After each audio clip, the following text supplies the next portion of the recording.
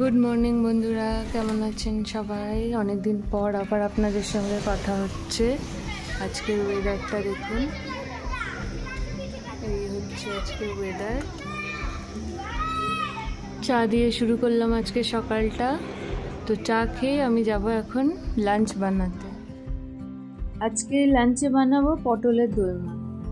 যদিও এটা বানানোর কোনো প্ল্যানই ছিল না, কিন্তু পটলগুলো অনেক দিন ধরে নিয়ে এসে পড়ে রয়েছে, কিছু পটল পেকেও গিয়েছে, তাই ভাবলাম কিছু একটা বানিয়ে নিই। এবার এতগুলো পটলের তো নর্মাল তরকারি বা অন্য কিছু বানানো সম্ভব নয়, তাই জন্য ভাবলাম পটলের দোলমা বানিয়ে নিই। আর যে পটলগুলো পেকে গিয়েছিল একটু বেশি, সেই পটলগুলো ওই পটলের ভিতরের যে দানাগুলো বের করেছিলাম, ওই দানাগুলোর সঙ্গেই পেস্ট করে নিয়েছি।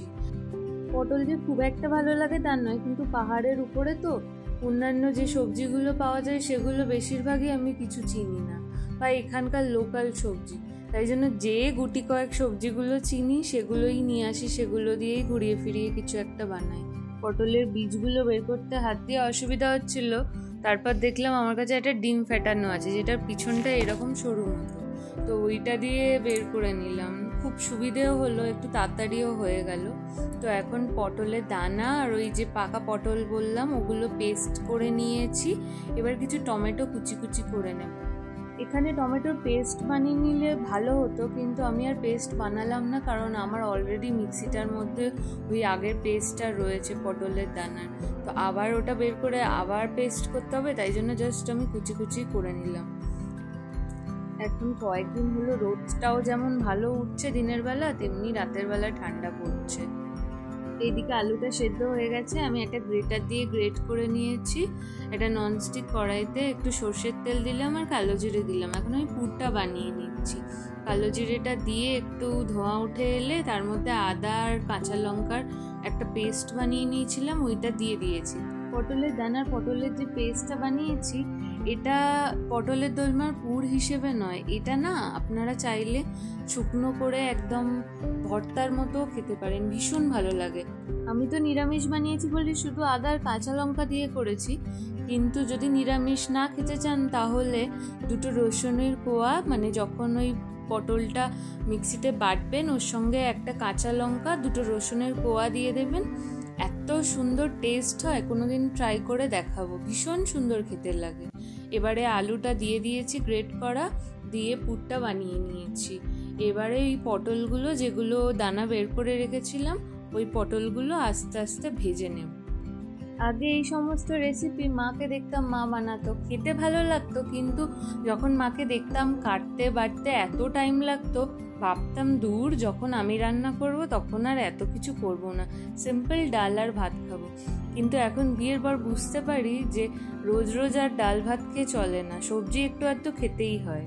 এখন আমি পটল ভাজা যেগুলো, ওগুলো একটু হালকা ঠান্ডা করে তার মধ্যে পুরগুলো সব কটায় ভরে নিচ্ছি, নিয়ে তারপরে গ্রেভিটা বানিয়ে তার মধ্যে এগুলো দিয়ে দেব।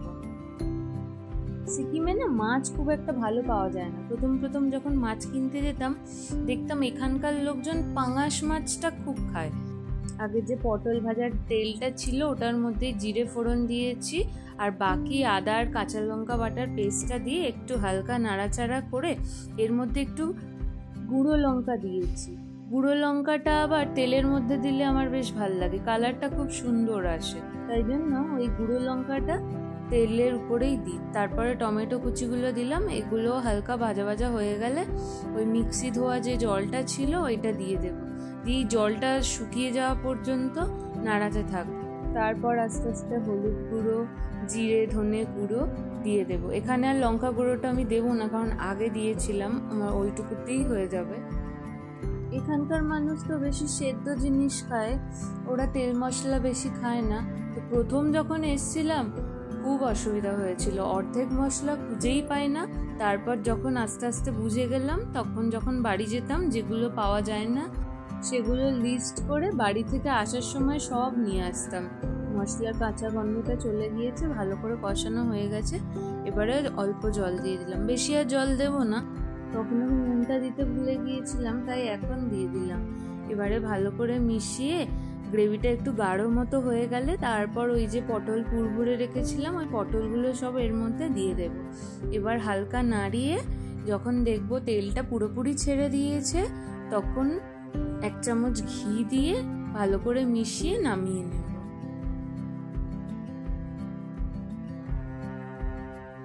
এখন বাজে প্রায় 11টা মতো। এবারে টিফিনটা ঝটপট প্যাক করে নেব। 11:30টায় গাড়ি আসবে, খাবারটা দিয়ে আসবো। পাশের গ্যাসে আমি ভাতটা করে নিয়েছি আর সঙ্গে করেছি একটু টমেটো, আমসত্ত্ব, খেজুর দিয়ে চাটনি।